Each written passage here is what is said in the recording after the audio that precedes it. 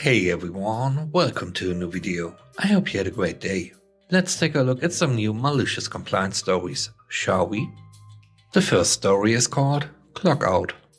So I spent 10 years working for a company that didn't make us clock out for lunch. We worked at job sites spread all over 3 counties, and expecting everyone to drive back to the job to clock out for lunch was ridiculous. About 5 years ago, the company got bought out by an investment firm that decided they were going to increase efficiency and oversight. Our old time clock model was simple. You spend 9 hours on the clock, spend an hour of that time on lunch break and get paid for 8. Now, admittedly, some people would abuse the system and disappear for more than an hour, but the new owners didn't want to make waves by directly confronting the offenders. So instead, they instituted a new policy that everyone had to head back to the shop and clock out for lunch in the middle of their shift. Then, after lunch, clock back in and head back to their sites. Productivity obviously plummeted, and that probably would have done away with the policy within a few months, but a few coworkers and I took it a step further. When we got back to the shop, we would clock out, wolf down a sandwich, pound an energy drink, clock back in and head back to the site 5 minutes later. This meant that we were spending 8 hours and 55 minutes on the clock every day. They couldn't say anything, because we really were only spending 5 minutes at lunch and spending all of our time on the clock at the site or traveling to it. Having to pay half a dozen guys an extra 5 hours of overtime a week got their attention real quick. The new system lasted 3 weeks. The best part? Even though we went straight back to the site, we couldn't start working until the people who took the full hour got back. So we would spend an hour getting paid time and a half to watch videos on our phones. The next story is called If I Told You It Wouldn't Be Hidden. In the early 2000s, I took a contract job with one of my previous employers. They wanted someone they didn't have to train and that needed no supervision. They were willing to pay me the almost incredible amount I demanded to smooth my hurt feelings from the layoff.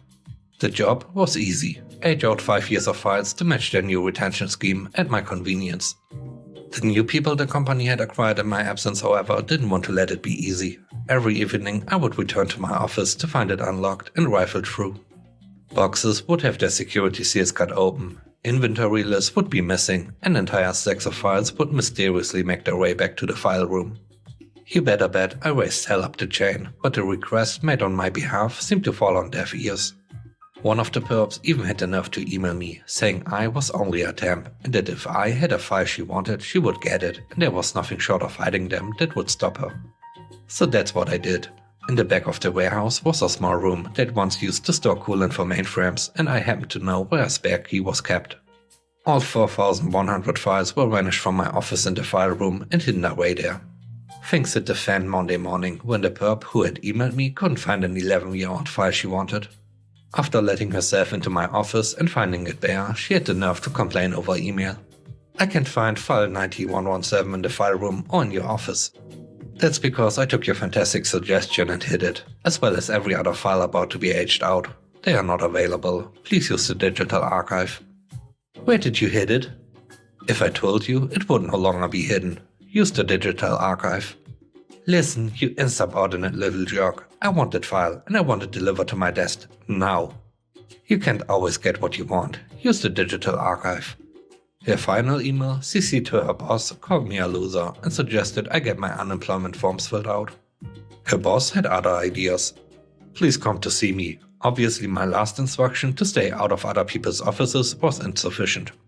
We will also need to have a discussion about how emailing a very expensive consultant with improper demands has probably cost the company more than we pay you in a week. From that point on, I made to show up just early enough to catch the perp on her way out the door and smile at her. The third story is called They Regret Their New Policy Fast. This story is from back when color copiers were somewhat new and quite expensive to use. I was working as an IT trainer at a private vocational college, teaching young adults various software. Most of my material was digital, but on occasions I would hand out printed papers to my students. The printers in question were paid to use for the students, but teachers got these credit type cards that just unlocked everything and had, as far as I know, unlimited credits. They were not connected to any personal info. Apparently, a teacher colleague saw the opportunity to publish their first book in full color, on the school copier, or something along those lines. At least the free printing privileges were eliminated quickly and a new regimen put in place. We had to fill out a form, what class, how many copies, for what purpose, etc. Then they would load the exact needed credits on a card. We would do the printing job, then return the card. Important bit.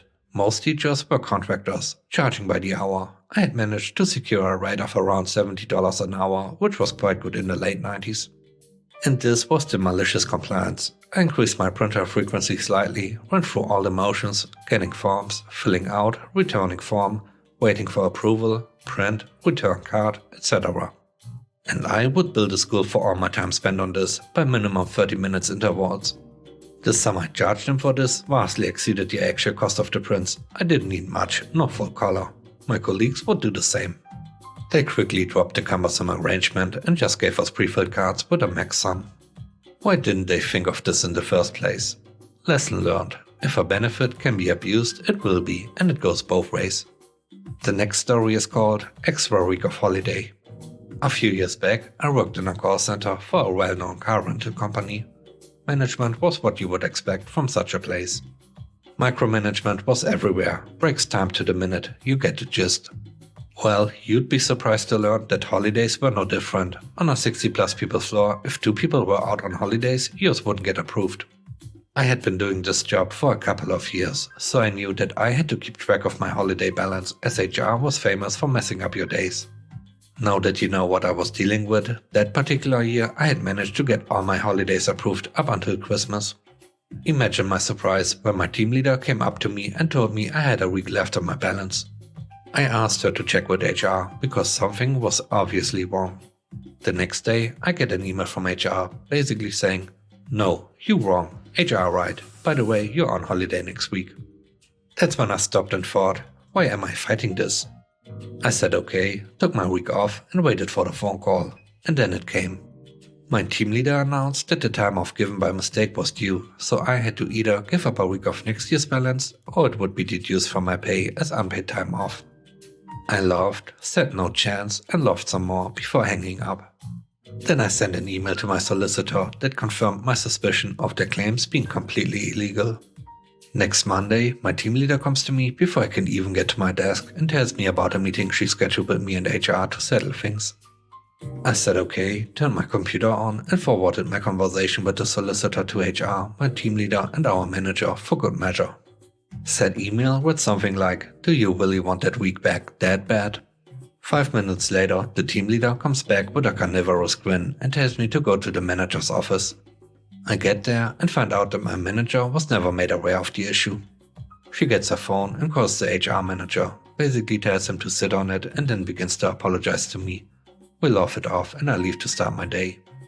As soon as I get to my desk, I see my team leader heading towards the manager's office. She came back looking like a sad puppy. The last story is called He Doesn't Want to Pay for That. I am currently working for a DIY store. It's an okay job, but the management sure are questionable. So for those not in the UK, Bank Holiday Monday is a national holiday that most places, including schools, close. It's common for places open on Bank Holiday to pay their workers anywhere from 1.25 to 2 times their salary, or close early as a way to make it less bad. We don't close early. I questioned my manager a while ago, "Do you pay more then?" And the manager goes, No, you just get an extra holiday instead." This is complete BS, because whilst you are entitled to take 4 to 6 weeks of holiday a year, you'll be lucky if the managers here approve it all, so the extra day is nothing.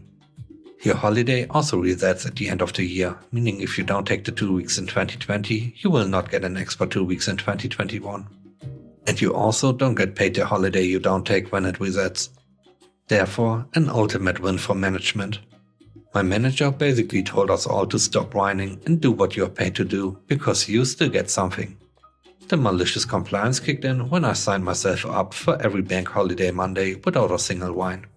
I'll leave in August, which is before the holiday reset. This means my manager has to pay up all the holiday I didn't take due to the laws in England. He is legally required to pay any holiday not taken after someone has resigned. So that half I wanted has turned into a double. He never shuts up about overspending labor budget and how we all need to take holiday before we leave. He hasn't noticed yet that I have never taken a day of holiday. This will be funny when he finds out. Thanks for watching the video. I hope you enjoyed it. Have a great day. Stay safe. Bye bye.